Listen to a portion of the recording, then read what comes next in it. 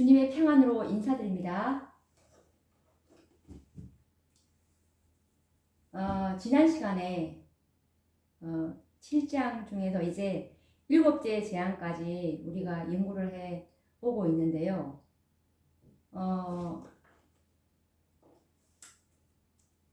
이 7째 재앙 때 지난 시간에 우리가 연구했듯이 특별 부활이 있지 않았습니까? 이 특별 부활은 이 셋째 천사의 기별을 믿고 잠들었던 이 14만 4천인들 이들이 이때 이제 일어나게 된다고 지난 시간에 우리가 연구를 했는데, 이들도 이 야곱의 환란을 짧은 기간이나마 이제 경험하게 될 것을 지난 시간에 연구를 했습니다. 그래서 이제 오늘은 이때 이 당시에 이 14만 4천인들이 7째 재앙 때 겪을 이 야곱의 환란은 계속 지금 진행되어 온 상태였습니다. 그래서 이 마지막 이 7째 재앙 때까지도 계속 이 야곱의 환란은 계속되고 있는 것이죠. 그래서 이 야곱의 환란, 7째 재앙 때 겪고 있는 이 야곱의 환란을 한번 우리가 자세히 이 선지자의 계시를 통해서 들여다보도록 하겠습니다. 악인들이 하나님께로부터 진노의 재앙을 받지 않습니까? 이 7재앙은 악인들이 하나님께로부터 받는 진노의 재앙인데요. 그런데 의인들은 또 사단과 이 악인들로부터 이 핍박을 면치 못하는 것이 이게 바로 야곱의 환란인데요. 사단은 악인들을 선동해서 하나님의 백성들을 순식간에 전멸시킬 계획을 세우도록 할 것입니다. 화이 선지자께서 계시 가운데 이렇게 기록해 두셨는데요. 각 시대의 대쟁투 635페이지를 보시면, 각 시대의 대쟁투 635페이지에 보시면 하나님의 율법을 존중하는 사람들에게 인간의 법률상 보호가 제거되면 여러 나라에서 그들을 죽이고자 하는 운동이 일제히 일어날 것이다. 법령으로 정해진 기간이 가까워 오면 사람들은 그 미운 종교 단체를 근절하고자 공모할 것이다. 그리하여 하룻밤 사이에 결정적인 타격을 가해서 반대와 책망의 소리를 완전히 침묵시켜 버리고자 결정할 것이다. 하나님의 백성들은 옥중에서 혹은 삼림과 산중의 적막한 곳에 숨어서 여전히 하나님의 보호를 탄원한다. 그러는 동안 각처에는 무장한 사람들의 단체들이 악한 천사의 무리들에게 충동되어 살해할 준비를 서두르고 있다. 이스라엘의 하나님께서 당신의 택한 백성을 구원하시려 일어나실 때는 바로 위기 일발의 순간이다 라고 기록하고 있습니다. 이 말씀을 좀 자세히 더 구체적으로 천천히 보자면, 이제 이 하나님의 율법을 존중하는 사람들이 14만 4천인들인데요. 끝까지 이 하나님의 율법인 안식일을 이제 고수하는 것이죠.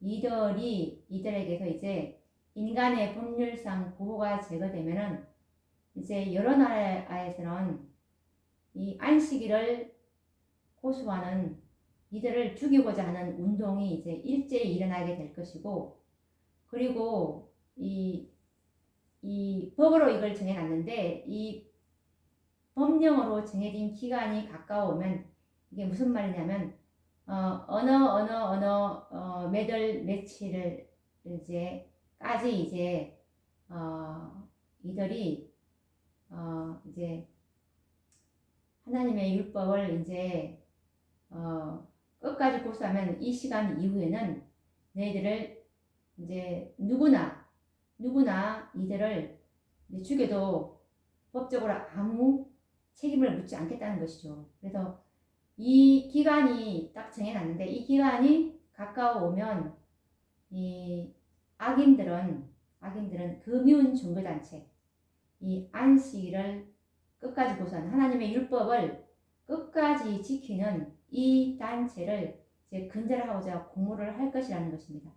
그렇게 해서 이제 이들이 하룻밤 사이에 결정적인 타격을 가해서 이 안식일을 고수하는 이들이 그동안 이 하나님의 율법을 유린하는 이들에게 정말 반대와 책망의 소리를 계속 바라지 않았습니까? 근데 이 소리를 이제 더 이상 듣지 못하게끔 이들을 완전히 죽일 것이라고 계획을 결정을 할 것이라는 말입니다.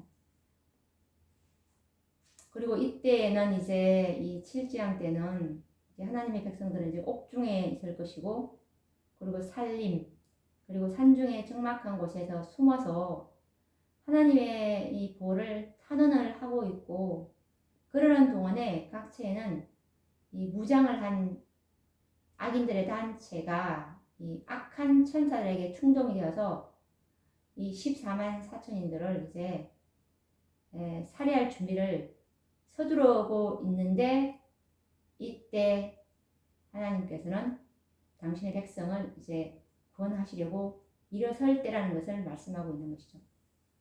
그런데 하나님께서는 당신의 백성들의 생명을 보호하실 것입니다. 왜냐하면 이제는 이 성도들의 피를 흘릴 필요가 없기 때문입니다.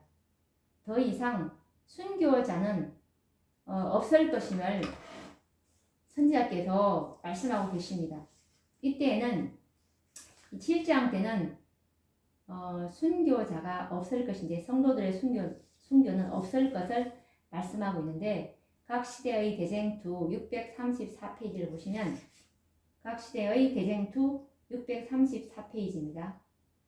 각 시대를 보시는 하나님의 눈은 지상의 권세들이 하나님의 백성들을 대적하고자 할 때 그들이 당해야 하는 위기를 주목해 보셨다.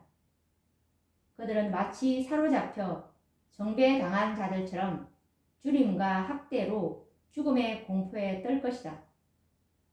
그러나 이스라엘 백성 앞에서 홍해를 갈라 놓으신 거룩하신 하나님께서는 당신의 강한 능력을 나타내셔서 그들을 사로잡힘에서 돌아오게 하실 것이다. 만일 이때에 그리스도의 충성된 증인들이 피를 흘릴지라도 그 피는 하나님의 추수를 위하여 종자로 뿌려진 순교자들의 피와 같지 아니할 것이다. 이때 그들의 충성은 다른 사람들에게 진리를 깨닫게 하는 증거가 되지 못할 것이다. 왜냐하면 완고한 사람들의 마음은 자비의 물결이 다시 되돌아올 수 없도록 그것을 물리쳐 버렸기 때문이다. 만일 의인들이 그들의 원수에게 희생 제물이 되도록 버려진다면 그것은 암흑의 왕의 승리가 될 것이다 라고 말씀하고 있습니다. 이 은혜의 시기 마침 까지는 순교자가 있을 것입니다. 왜냐하면 이 순교가 하나님의 추수를 위해서 종자로 뿌려질 것이기 때문에 그렇습니다. 그런데 이미 이때는 7장 때는 은혜의 시기가 맞춰졌기 때문에 이들의 피가 진리를 깨닫게 하는 증거가 되지 못하기 때문에 그렇습니다. 왜냐하면 이제 완고한 사람들의 마음은 더 이상 자비의 물결이 다시 되돌아올 수 없도록 그것을 완전히 물리쳐 버렸기 때문에 그랬죠. 이 의인들이 당할 야곱의 환난은 생명에 위협을 주는 육체적인 고통보다도 죄로 인한 정신적인 고통이 더욱더 마음을 괴롭힐 것입니다. 성령이 거두어진 바 된 이 세상에서 육체적으로는 생명의 위협을 받으며 그리고 또 정신적으로는 죄악에 대한 무서운 정죄를 받게 되는 시기이기 때문에 그렇습니다. 그래서 이 야곱의 환난 때는 구원의 확신과 죄의 용서하심에 대한 확신은 없어지게 될 것입니다. 오직 사단의 무서운 정죄와 악인들의 비난만이 있을 것입니다. 일생 동안에 지었던 모든 죄들이 이제 되살아날 것이고 이것은 마치 약복 강가에서 천사와 씨름하는 야곱의 경험과 같을 것입니다. 400명의 군사를 거느린 형 에서가 이 야곱을 향하여 오고 있다는 소식을 들을 때 야곱의 생각은 아버지를 속이고 형을 속인 죄의 기억은 되살아났고 그리고 용서받았다는 확신은 마음에서 사라졌습니다. 이제 육체적인 구원도 내세에 대한 소망도 죄로 말미암아 잃어버린다는 것을 우리가 한번 생각해 보십시오. 정말 이 얼마나 절망적인 일입니까? 이 상황을 이 선지자께서 야곱의 환난 때 이 하나님의 백성들의 이 상황을 잘 묘사해 주고 있는데요. 이것은 각 시대의 대쟁투 618페이지에서 619페이지에 나와 있습니다. 각 시대의 대쟁투 618페이지에서 619페이지 말씀을 보시면 에서를 충동하여 야곱을 향하여 군대를 진군시킨 것과 똑같이 사단은 환난의 때 악한 자들을 선동하여 하나님의 백성을 죽이고자 할 것이다. 야곱을 비난했던 것과 똑같이 그는 하나님의 백성을 참소하는 일에 진력할 것이다. 그는 세상을 그의 것으로 간주한다. 그러나 하나님의 계명을 지키는 적은 무리는 그의 최상권을 거부하고 있다. 사단은 그들을 유혹하여 범죄케 한 죄를 정확하게 기억하고 있으므로 그 죄를 하나님 앞에 가장 크게 과장하여 제시하고 그 자신이 하나님의 은총을 받지 못하도록 제거되는 것처럼 그들도 똑같이 제거되어야 마땅하다고 주장한다.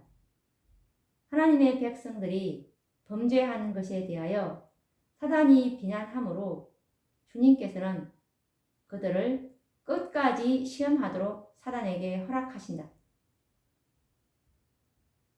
하나님을 의지하는 그들의 확신과 믿음과 견인불발의 정신은 격렬하게 시험을 받을 것이다. 과거를 회고할 때 그들의 희망은 사라진다.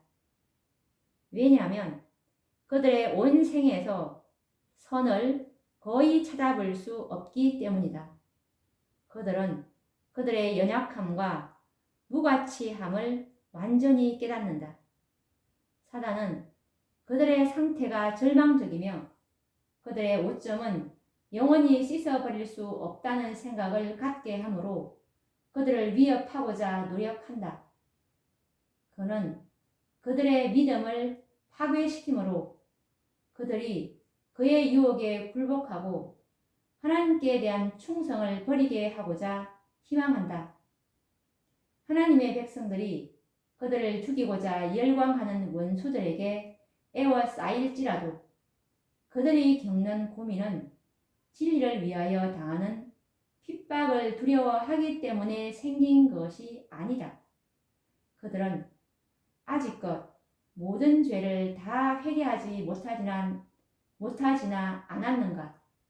혹은 그들의 어떤 결점 때문에 요한계시록 3장 17절의 말씀 내가 나의 인내의 말씀을 지켰은즉 내가 또한 너를 지켜 시험의 때를 면하게 하리라 라고 하신 구주의 약속을 성취시키지 못하지나 않을까 하고 두려워한다. 만일 그들이 용서를 받았다는 확정을, 이 보정을 얻을 수만 있다면 그들은 고문이나 죽음 앞에서도 위축당하지 않을 것이다. 이렇게 지금 이 야곱의 환란에 성도들의 이 고통을 지금 잘 묘사하고 있는데요. 사단은 이 하나님의 백성들을 유혹해서 범죄케 한 죄를 정확하게 기억하고 있지 않습니까? 그래서 그 죄를 하나님 앞에 가장 크게 과장해서 제시를 하고, 그리고 사단 자신도 하나님의 은총을 받지 못하도록 제거된 것처럼 그들도 똑같이 제거되어야 마땅하다고 주장을 합니다. 하나님의 백성들이 이제 범죄한 것에 대해서 사단이 이제 비난함으로 하나님께서는 이제 그들을 끝까지 시험하도록 사단에게 이제 허락을 하시는데요. 그래서 정말 하나님을 의지하는 이 성도들의 확신과 믿음과 이 견인 불발의 정신은 참으로 이때 격렬하게 이제 시험을 받게 될 것이고, 정말 이들은 자신들의 과거를 회고할 때 희망은 완전히 사라집니다. 왜냐하면 이들의 생애에서 정말 선이라고는 거의 찾아볼 수 없기 때문이고, 그리고 이들은 자신들의 연약함과 무가치함을 완전히 깨닫습니다. 그래서 사단은 그들의 상태가